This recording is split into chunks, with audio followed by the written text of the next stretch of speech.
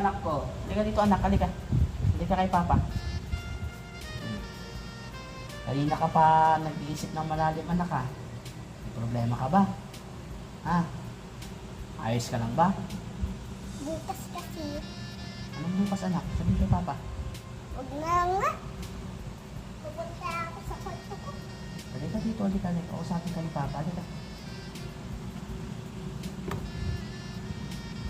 Diba kailangan ng magulang sa school?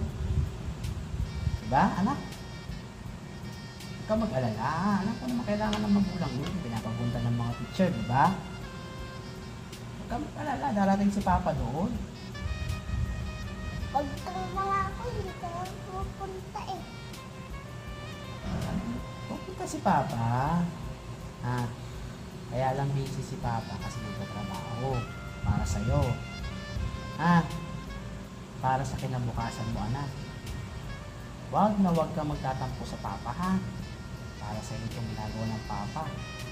Hindi na. Hindi na nagagalit kay Papa.